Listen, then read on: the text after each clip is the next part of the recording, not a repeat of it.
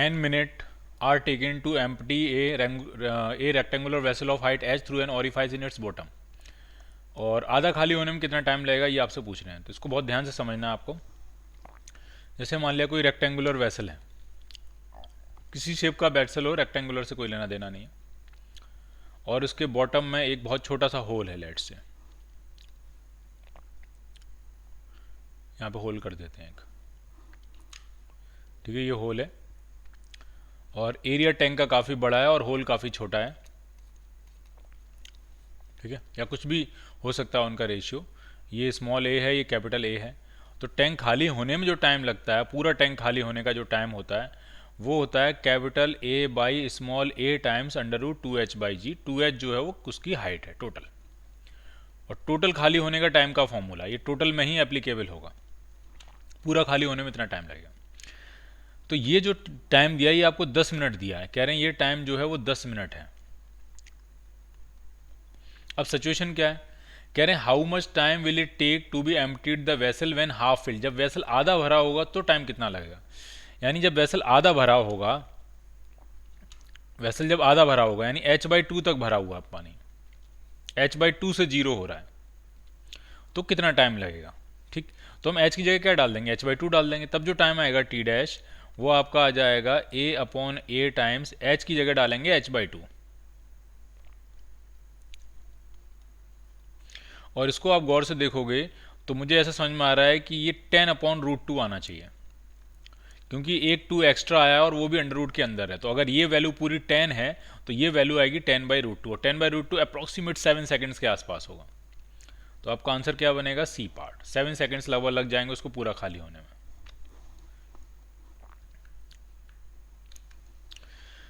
पानी बह रहा है किसी स्पीड से 5.18 मीटर पर सेकेंड से, और पाइप का क्रॉस सेक्शन एरिया दिया है। The water gradually descends 9.66 meter as the cross section area of the pipe increase to 7.60 centimetre square. Speed of flow पूछ रहे हैं, ठीक। एक जगह का आपको एरिया पता है, उस जगह की वेलोसिटी पता है, उसके बाद पाइप जो है ऊपर की तरफ बढ़ रहा है, और दूसरी जगह का एरिया आपको पता है और वेलोसिटी आपको निकालनी है। तो खास बात इसमें यह है कि पानी पाइप जो है वो असेंड कर रहा है, डिसेंड कर रहा है, ऊपर आ रहा है, नीचे आ रहा है, यार हॉरिजेंटल है, उससे हमें कोई लेना देना नहीं है, ठीक है। इक्वेशन ऑफ कंटिन्यूटी सिंपली जो a1v1 इक्वल टू a2v2 यहाँ लगेगी, उसको इस बात से कोई लेना देना नहीं है कि जो a2 एरिया है वो पाइप के किस क्रॉस सेक्शन पे है, उसी हॉरिजेंटल लेवल में आगे जाके है कि पाइप को नीचे लाके वो क्रॉस सेक्शन एरिया है कि पाइप को ऊपर ले जाके वो क्रॉस सेक्शन एरिया। तो ये जो 9.66 का डेटा है ये हमारे लिए यूजलेस है, ये 9.66 का डेटा यूजलेस है। तो बस हम a1v1 इक्वल टू a2v2 कर देंगे और आपको आंसर मिल जाएगा। तो कर लेना आपको, ये आप सॉल्व कर लोगे आपको आंसर मिल जाएगा। 41 क्वेश्चन में कह रहे हैं तो ब्लॉक ऑफ आइस है, उसमें कुछ पीस स्टोन के हैं वो एम्बेडेड हैं और वो फ्लोट कर रहा है बीकर में, और जब वो मेल्ट कर जाएगा तो वाटर लेवल पे क्या फ़र्क पड़ेगा। ठीक है, ध्यान से देखते जाना। ये बीकर है, ये बिल्कुल वैसे ही क्वेश्चन है जो एक क्वेश्चन हमने किया था कि बोट में स्टोन से फ्लोट कर रही है। यहाँ बोट नहीं है, यहाँ पे क्या है, आइस है। तो कोई आइस का टुकड़ा है, उसके अंदर कुछ स्टोन्स भरे हुए हैं थोड़े से, और आइस उनको सपोर्ट कर पा रही है। अब आइस मेल्ट करेगी तो क्या होगा, तो आइस के मेल्ट करने से तो पानी के लेवल पे कोई फर्क नहीं पड़ता, लेकिन जब ये स्टोन्स नीचे सिंक कर जाएंगे तो उससे क्या फर्क पड़ेगा। तो अभी ये स्टोन फ्लोट कर रहे हैं, तो अभी इन्होंने जो लिक्विड डिस्प्लेस किया होगा वो अपने वेट के बराबर होगा, और जब ये स्टोन सिंक कर जाएंगे तब वो जो लिक्विड डिस्प्लेस करेंगे अपने वॉल्यूम के बराबर करेंगे, और वेट के बराबर लिक्विड डिस्प्लेस जो होगा वो ज़्यादा होगा, वॉल्यूम के बराबर लिक्विड डिस्प्लेस कम होगा। तो पहले केस में ज़्यादा लिक्विड डिस्प्लेस कर रहे हैं, जब सिंक हो जाएंगे तो कम लिक्विड डिस्प्लेस करेंगे। इस वजह से इस वाटर लेवल की जो हाइट है, वाटर लेवल है, वो डिक्रीज कर जाएगा।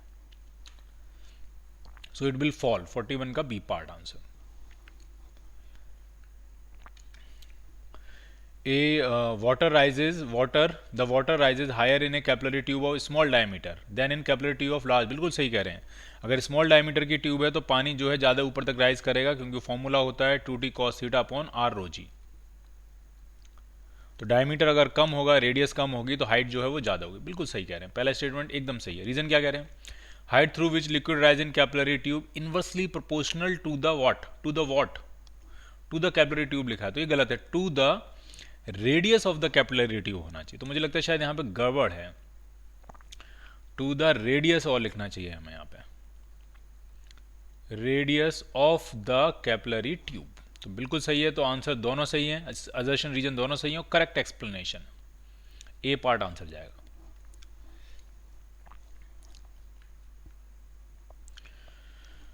Next question general knowledge based है। Water rises in plant fibres में पानी कैसे राइज करता है? बिल्कुल कैपिलरी एक्शन की वजह से, कैपिलैरिटी की वजह से। Axis pressure inside a spherical soap bubble of radius 1 centimetre is balanced by column of oil specific gravity 0.8 दिया 2 millimetre high. The surface tension पूछ रहे हैं, तो एक्सिस प्रेशर जो होता है बबल के अंदर वो होता है 4T/R, और इसको और लिक्विड कॉलम के प्रेशर से बैलेंस कर रहे हैं तो वो होगा ρgH। तो सरफेस टेंशन पूछ रहे हैं, तो सरफेस टेंशन यहां से आ जाएगा ρgH/4। तो सारी मल्टीप्लाई कर लेते हैं। डेंसिटी कितनी है? 0.8, सब कुछ ऐसा यूनिट में डालेंगे तो इंटू 10⁻3। ग्रेविटी की वैल्यू 10, हाइट कितनी है? 2 मिलीमीटर हाई, यानी 2 इंटू 10⁻³ और रेडियस कितनी दी है? 1 सेंटीमीटर, यानी 10⁻²/4। तो -3 से ये +3 कैंसिल आउट हो जाएगा, और 10 की पावर -2 अगर हम लिखेंगे तो नीचे 100 हो जाएगा ये, और 1 0 से ये 1 0 कैंसिल आउट हो जाएगा, और 2 से कैंसिल करेंगे ये 2 टाइम्स, और 2 से ये कैंसिल करेंगे 0.4 टाइम्स, और 10 से डिवाइड करने के लिए है ही तैयार, तो ये 0.04 न्यूटन पर मीटर आंसर आएगा। तो जो हमारा बेस्ट आंसर मिलेगा वो मिलेगा बी पार्ट, क्योंकि उन्होंने जी की वैल्यू शायद 9.8 ली होगी। ठीक है, तो बेस्ट आंसर हमारा मिलेगा B part.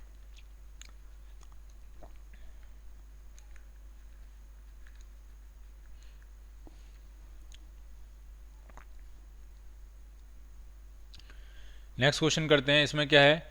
Water from a tap emerges vertically downward, ऐसे समझते हैं। ठीक है, water from a tap emerges vertically downward with a initial velocity of 4 metre per second.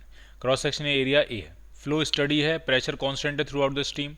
H नीचे जो है वो क्रॉस सेक्शन एरिया 2/3 हो गया, तो एच कितना होगा ये पूछ रहे हैं। ठीक है, तो बहुत आराम से समझना है क्या सिचुएशन। जैसे मान लीजिए टैब है और टैब से लिक्विड जो है वो बाहर आ रहा है, तो इस तरह की इस तरह का दिखेगा वो, इस तरह से। यहाँ पे एरिया ए था और वेलोसिटी जो थी लिक्विड की वो 4 थी, 4 मीटर पर सेकेंड। अब कहीं नीचे जाके एरिया अगर 2/3 हो गया, 2/3 एरिया हो गया, तो एरिया अगर 2/3 हो जाएगा तो वेलोसिटी 3/2 हो जाएगी, क्योंकि A1V1 = A2B2। तो 3/2 करेंगे तो ये 6 मीटर पर सेकेंड हो जाएगी। अब कह रहे हैं ये हाइट कितनी होगी, तो हाइट के लिए आप थर्ड इक्वेशन लगा सकते हो, V² = U² + 2GH। तो V² हो जाएगा आपका 36, U² हो जाएगा आपका 16, प्लस 2G की वैल्यू 10 डालते हैं और आपको हाइट निकालनी है, तो उसको इधर लाएंगे 20 हो जाएगा, 20 से डिवाइड करेंगे तो हाइट आपकी आ रही है 1 मीटर।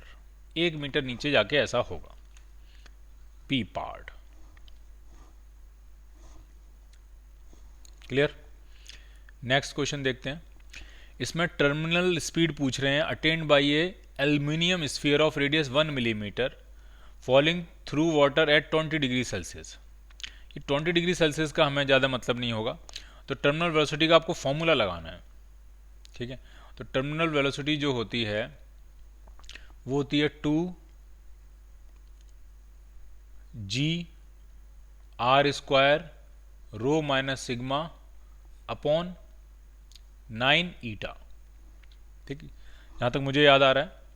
तो आपको सारी चीज़ें पता है, आपको विस्कोसिटी पता है, ग्रेविटी की वैल्यू पता है, स्फीयर का रेडियस पता है, और एल्यूमिनियम की डेंसिटी भी पता है पानी के कंपैरिजन में। पानी की डेंसिटी हम मानेंगे 1 × 10⁻3, तो एल्यूमिनियम की डेंसिटी मानेंगे 2.7 × 10⁻3।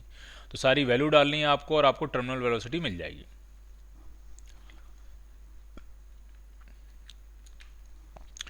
नेक्स्ट क्वेश्चन में कह रहे हैं water flows in A streamline manner through a capillary tube of radius A, pressure difference P है और रेट ऑफ फ्लो कितना था Q।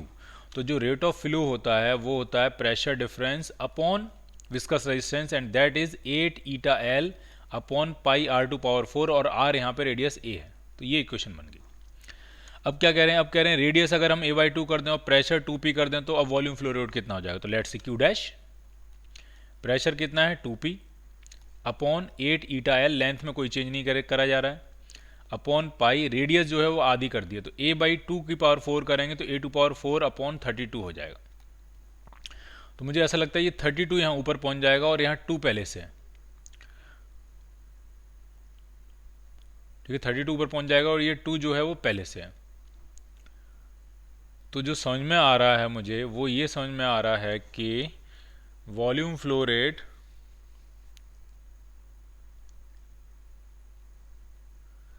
सिक्सटी 64 टाइम्स बढ़ रहा है, कुछ गड़बड़ हुई है इसमें। ठीक, एक बार फिर से समझते हैं फॉर्मूला क्या था वॉल्यूम फ्लो रेट का। वॉल्यूम फ्लो रेट जो होता है D Q by D T, या कुछ भी ले सकते हैं हम इसको, वो होता है pressure difference, pressure difference P है अपॉन विस्कस रेजिस्टेंस। और विस्कस रेजिस्टेंस कितना होता है, तो विस्कस रेजिस्टेंस होता है आपका 8 eta L upon pi R to power 4। तो ये यहाँ पे हम डालेंगे तो ये आएगा 8 eta L upon pi R, तो ये पाई आर टू पावर 4 ऊपर आ जाएगा। ठीक है, ये पाई आर टू, हाँ हाँ ठीक है समझ गया मैं, पाई आर टू पावर 4, यहाँ ए है ए टू पावर 4, ये बनेगा पहला वाला, इसका नाम था क्यू। अब दूसरा जो क्यू डैश है, क्यू डैश वो कितना होगा, तो प्रेशर डिफरेंस तो आपने कर दिया 2p। ठीक है, 8 ईटा एल में कोई चेंज है नहीं, और रेडियस जो है, हाँ ठीक है अब सही है, रेडियस जो है वो आपने a बाई 2 कर दिया, तो जब a बाई 2 की पावर 4 करोगे तो a टू पावर 4 अपॉन नीचे 32 आएगा। ये थोड़ी सी मिस्टेक हो गई थी, तो इसको 2 से कैंसिल करेंगे तो 16 टाइम्स आ जा रहा है। तो ये जो पूरा इस तरफ जो लिखा हुआ है ये आपका Q है, तो Q डैश जो आपका आ रहा है वो आपका आ रहा है Q बाई 16। तो मेरा आंसर तो Q बाई 16 आ रहा है, बाकी आप एक बार चेक कर लेना। ठीक है, इसमें मेरे हिसाब से कोई भी आंसर मैच नहीं कर रहा है।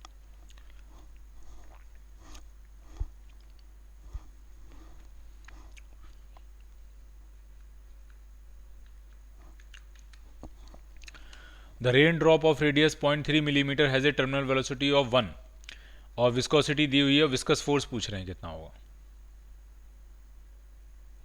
ठीक है, विस्कस फोर्स पूछ रहे हैं कितना होगा। ठीक है, तो विस्कस फोर्स जो होता है वो होता है आपका 6 पाई ईटा आर वी। अब यहां से देखो, आपके पास वेलोसिटी है, आपके पास रेडियस है, आपके पास कोफिशिएंट ऑफ विस्कोसिटी है, सारी वैल्यू को मल्टीप्लाई करोगे और आपको एक आंसर मिल जाएगा। और अगर सीजीएस में डालना है तो सब कुछ सीजीएस में डालना, तो आंसर आपका जो है वो डाइन में आएगा। पॉइज जो होती है, पॉइज तो सीजीएस यूनिटी होती है, तो ये तो बढ़िया है। बचा हुआ रेडियस और वेलोसिटी, तो रेडियस को भी सीजीएस में डालो सेंटीमीटर में कन्वर्ट करके, और वेलोसिटी को भी सीजीएस में डालोगे तो आपको आंसर जो है वो सीजीएस में ही मिल जाएगा। लास्ट क्वेश्चन कह रहे हैं if two soap bubble of different radii are connected by a tube, तो जो सो बबल छोटी रेडियस का होगा उसके अंदर एक्सेस प्रेशर ज़्यादा होगा 4T/R। जितनी रेडियस कम होती जाती है प्रेशर ज़्यादा होगा। तो जो अब हम कनेक्ट करेंगे, एक बड़ा बबल है एक छोटा बबल है, उनको ट्यूब से अगर हमने कनेक्ट कर दिया तो जो एयर फ्लो करेगी वो छोटे से कहाँ फ्लो कर जाएगी, बड़े में फ्लो कर जाएगी, छोटे से बड़े में, क्योंकि छोटे में प्रेशर जो होता है वो ज़्यादा होता है। तो air will flow from smaller bubble to bigger bubble, C part.